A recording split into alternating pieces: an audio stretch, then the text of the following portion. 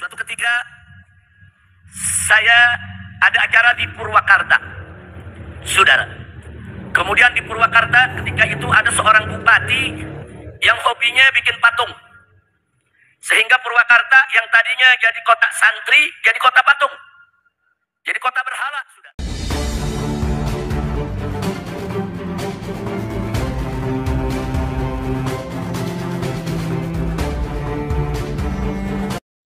Ada seorang pemimpin yang menurut saya sudah merepresentasikan, yang paling tidak sudah ada yang memulai di Jawa Barat, yaitu Kang Deddy Mulyadi, terkait dengan arti pentingnya local wisdom untuk diangkat dalam kepemimpinan.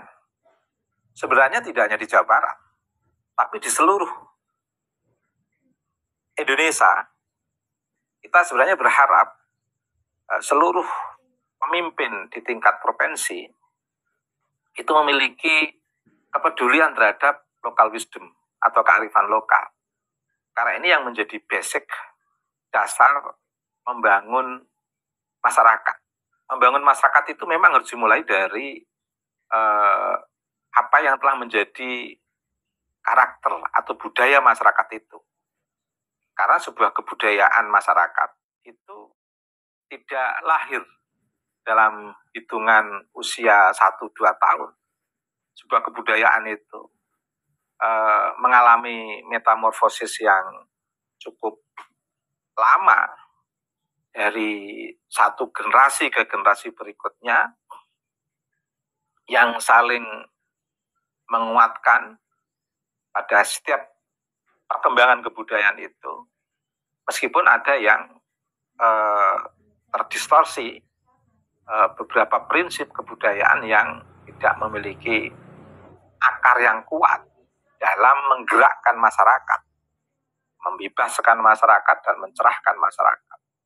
Tapi sistem kebudayaan yang bisa bertahan lama itu biasanya sistem kebudayaan yang memang itu menjadi ikon atau pilihan yang merepresentasikan wajah masyarakat di sebuah kawasan.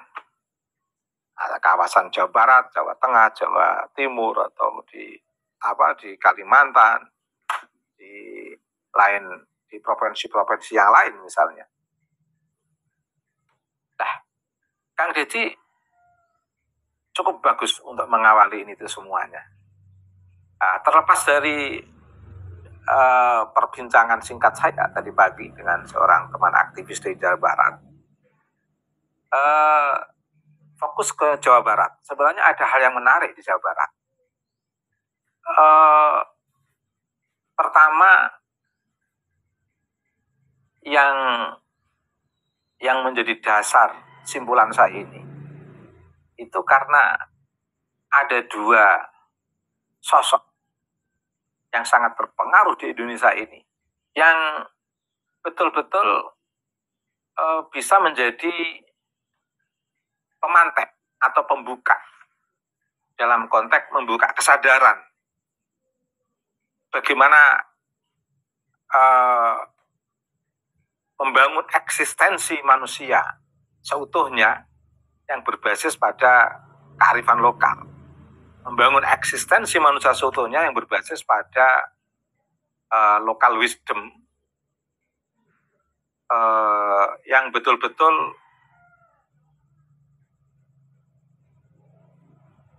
sekarang ini telah diuji. Saya katakan diuji karena memang mengancam mencerabut akar budaya masyarakat di Nusantara ini, yaitu gerakan-gerakan Arabisasi. Ini bukan hal yang sangat sederhana, bukan hal yang sepele, tetapi jika ini tidak kita perhatikan, tidak kita waspadai, itu mengancam kekhasan kita sebagai bangsa yang kuat, sebagai bangsa kuat dalam lingkaran nation state, yang di situ akan bisa dilihat dari wajah nasionalisme masyarakatnya.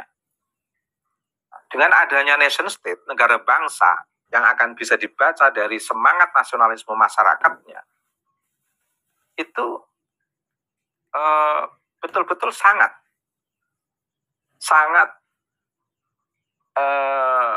keberadaannya itu sangat dipengaruhi oleh kesadaran masyarakat terhadap kearifan lokal. Artinya apa? Local wisdom atau kearifan lokal itu adalah akar nasionalisme. Nah, nasionalisme itu adalah akar nation state, negara bangsa. Negara bangsa itu akan kropos kalau tidak memiliki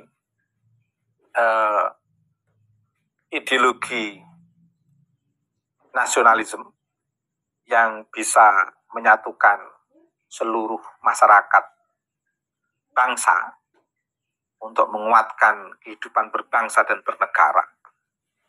Tetapi perlu diketahui, nasionalisme itu juga akan kropos kalau tidak dibangun dari akar local wisdom atau kearifan lokal. Semangat masyarakat menjaga kearifan lokal itu akan sangat menguatkan perspektif nasionalisme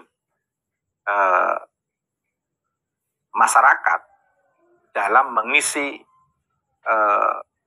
negara bangsa sebagai sebuah negara yang berdaulat, yang didasarkan pada perspektif ideologi nasional yang kuat karena ditopang oleh akar kearifan lokal yang kuat. Nah, ini terancam. Di Indonesia ini terancam.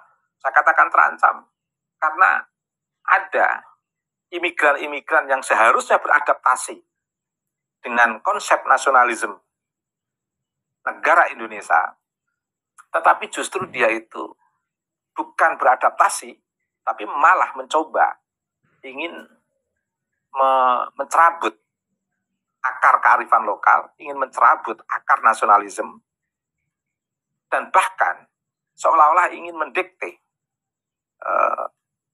sistem kepemimpinan yang ada di negara bangsa ini. Akan mendikte, terlihat, bukan hanya terlihat, sudah melakukan tataran aksi secara demonstratif, seolah-olah pemimpin negara ini itu harus di bawah kekuasaannya melalui kuasa agama yang dipakai sebagai simbol-simbol gerakannya untuk mempengaruhi masyarakat agar berada dalam satu gerakan dia untuk mendikte, mengoreksi, mengintervensi pemimpinan nasional kita. Dan itu sudah berlangsung pasca Orde Baru, sejak Orde Reformasi sampai sekarang ini. Bahkan betapa ekstrimnya dalam mengawal calon-calon pemimpin yang sekiranya sesuai dengan ideologi imigran untuk mengintervensi calon-calon pemimpin yang lain yang tidak sesuai dengan hasanah mereka.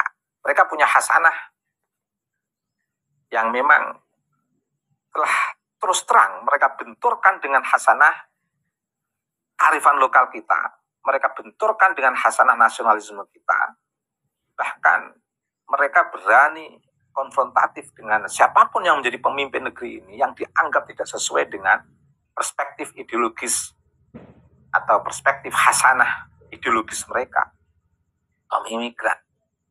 Tentu itu tidak semuanya, tetapi sebagian imigran atau oknum-oknum dari imigran ini memiliki pengaruh kuat dari klan mereka yang secara diam-diam banyak mendapatkan dukungan dari komunitas imigran ini yang telah muncul dan mencuat ditandai dengan sosok Rizik Syihab, dan bahkan sudah membuat gerakan yang berani berbenturan dengan siapapun yang menjadi pemimpin di negeri ini. Dan jika itu tidak diantisipasi, betapa berbahayanya. Apalagi mereka menggunakan nama Islam sebagai sebuah agama wahyu yang menjadi prinsip agama yang sudah dipercaya oleh masyarakat, mayoritas masyarakat Indonesia ini. Tidak hanya itu, bahkan mereka mengaku sebagai cucu Nabi untuk menguatkan hegemoni keberadaan mereka, untuk menguatkan sistem kelas yang mereka ciptakan, dan puncaknya itu semua dijadikan sebagai instrumen untuk melakukan gerakan mempengaruhi negara bangsa ini, baik mempengaruhi dalam konteks menghegemoni ideologi nasionalisme maupun mempengaruhi atau menghegemoni sistem kearifan lokal yang sudah terbentuk melalui proses perkembangan kebudayaan masyarakat Nusantara ini. Nah, kehadiran Bang Deddy Mulyadi itu sosok pemimpin yang memiliki karakter utuh, baik dari segi eksistensi keberadaannya yang betul-betul merdeka, berjiwa merdeka, tanpa takut dengan siapapun di satu sisi, di sisi lain memiliki komitmen terhadap kearifan lokal atau local wisdom, terlebih relevansinya dengan lingkungan, juga memiliki perspektif nasionalisme yang sangat kuat. Dan ini menarik. Maka saya katakan Bang Deddy Mulyadi itu sosok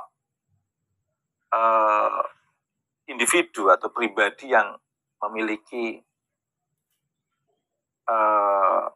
kepribadian yang utuh, dan dia betul-betul memiliki komitmen untuk aksi kebijakan yang betul-betul membebaskan rakyat dari hegemoni imigran, dan itu nampak di beberapa ceramah beliau, dan semangat komitmen beliau untuk mengembalikan akar tradisi sebagai basic untuk membangun peradaban di negeri ini. Wah, luar biasa.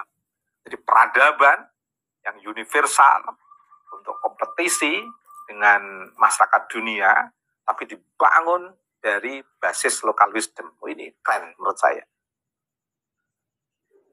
Dan ada satu tokoh di Jawa Barat yang menurut saya menarik kalau ini bersinergis dengan Kang Deddy Mulyadi.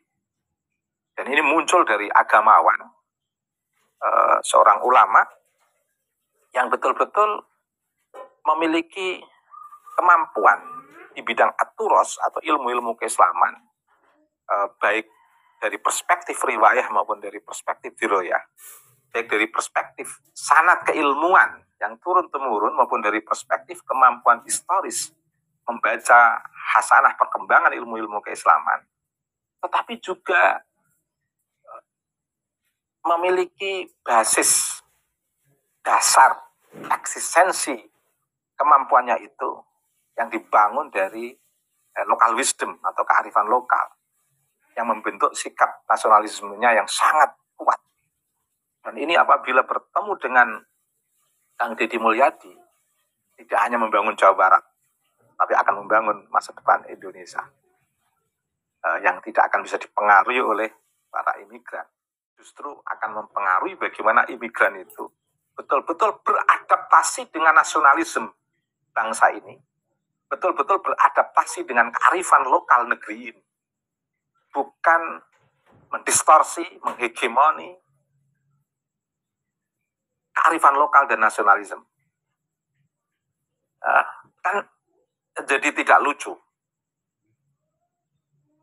Imigran membawa budaya yang tidak sesuai dengan budaya kita, dan kita disuruh adaptasi dengan budaya imigran. Ini kan songong ini. Justru kedatangan mereka lah yang harus beradaptasi dengan kita, dengan kearifan lokal kita, local wisdom kita, dengan nasionalisme kita. Jangan kita yang beradaptasi dengan mereka. Mereka yang harus beradaptasi. Negara jangan didikte. Masyarakat Indonesia jangan dihegemoni. Kalau mereka datang, kita terima secara kemanusiaan, keadilan, dan kesetaraan. Jangan kita jadi budak di negeri sendiri. Oke, siapa satu tokoh itu? Saya kira sudah tidak asing lagi masyarakat kita, yaitu Kiai Haji Imaduddin Otsman. Kalau tadi saya katakan Kang Deddy Mulyadi itu punya teori dan aksi kebijakan yang membebaskan rakyat dari hegemoni imigran. Kalau Kiai Haji Imaduddin Otsman itu punya teori dan gerakan pembebasan masyarakat pribumi dari hegemoni imigran. Dan kedua-duanya sama-sama Muslim. Muslim yang betul-betul memiliki perspektif keberagaman, keberagamaan, dan keanekaragaman. Kemusliman mereka, keduanya ini adalah kemusliman yang betul-betul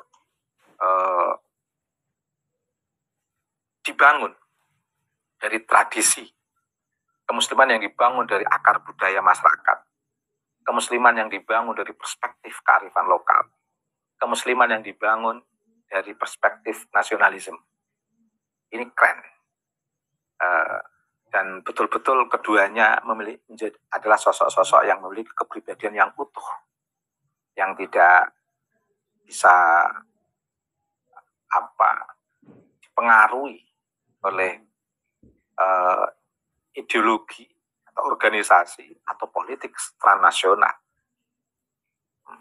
Ketika keduanya ini bangkit, bukan Indonesia yang harus beradaptasi dengan imigran, tapi para imigran harus beradaptasi dengan Indonesia. Para imigran harus beradaptasi dengan nasionalisme negara Indonesia. Para imigran harus beradaptasi dengan kearifan lokal bangsa kita. Bukan sebaliknya.